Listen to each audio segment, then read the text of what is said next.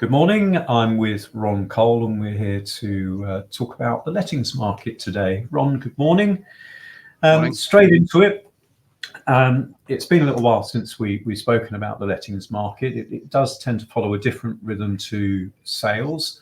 I'd be interested to hear your take on how things are now as opposed to, say, 6 months ago.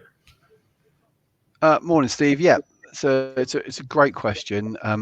I'd have to say, in comparison to where we were 6 months ago, which was a market of which where I could have genuinely let a shoebox to a passerby, I think the market is a lot more price sensitive. We've seen quite a lot of less applicant activity, down 25% in the last 6 months. But the people that we are dealing with are, excellent quality tenants looking to make reasonably time moves over the next 6 months. But definitely not the heat of the market that we saw, I'd say, in the second half of last year, even going towards the colder months, but slightly down. Okay. And are there particular areas of demand still that are unmet, or conversely, areas where we're finding that the rental prices are dropping away?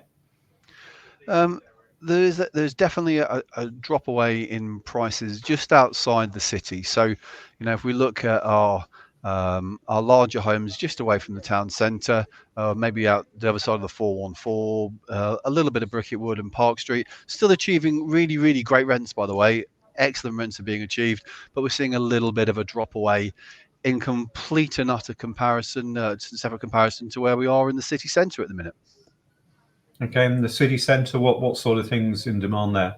Well, although I can only really ever speak from a case scenario, and I can tell you of a property we took to market in the middle of last week, a very, very nice modern town centre property, and I think we had 10 viewings.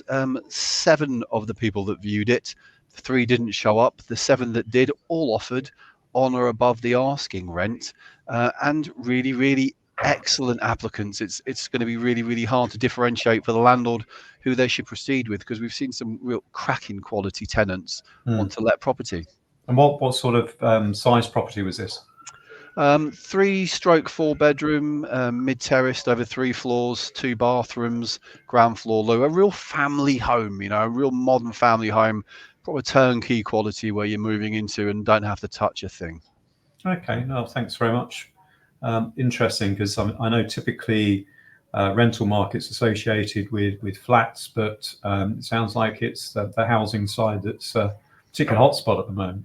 Yeah, you know what, Steve? I'm talking to a lot of tenant applicants who are selling their 2-bedroom house in Islington, 3-bedroom flat in Stockwell and South London. I'm coming out because they're hearing wonderful things about the city, want to dip their toes in 6 months a year, check the schools, do they fit the kids correctly, does the commute work, because everyone's having to go back in 2 and 3 days a week. So lots of that family type property, larger homes are rented incredibly well. But we're also seeing, I won't talk it down, the 1-2 bedroom apartments, a lot of the same scenario. You've got lots of people working in the IT and banking industry, just having to reapproach the office, wanting to come out to an area outside of London and having to get in 2 or 3 days a week. Okay, no, thanks very much. One other thing I just wanted to have a very quick discussion about. Landlord insurance is one of those things that's something that we have debates with landlords about whether it's a necessary expense. What's your view on this at the moment, and the sorts of products that are available? There's some great products available off all sorts of different insurance houses, some on the telly, some we can direct you to. I talk a lot from personal experience when I talk about insurance, and insurance is that old saying, can you ever have enough? Well, some is better than none, and I can talk to you about our business and some of our landlords very recently, even within the last 3 months, who have managed their own properties, let's say, and because we're all busy, because we're all running around, we have families, and they might have missed the odd gas safety check, or they might have missed an EICR update, which can be a real issue when it comes to insurance, and having any tenants that might find themselves in not such a great position when they lose their jobs or redundancy or sickness. So I would say when we are looking at our insurance, there's an absolute plethora of insurance houses that you can talk to. We're happy to recommend a couple, but for me, always err on the side of caution. For a very, very reasonable cost, you can cover yourself very comprehensively, and really make sure that you're doing the best for your investment. So it's not a sales pitch, Steve, but I just think looking after your investments is the best thing to possibly do. It sounds also, though, you need to be 100% nailed on with all your statutory obligations. Oh my goodness. Safety. Yeah. Your statutory obligations are your statutory obligations. You really do have to take those things very, very seriously.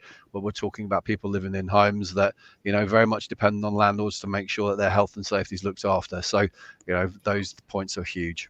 Okay. Well, thanks for that, Ron. Really appreciate your time. I appreciate your time, Steve. Great to talk to you. Thanks very much.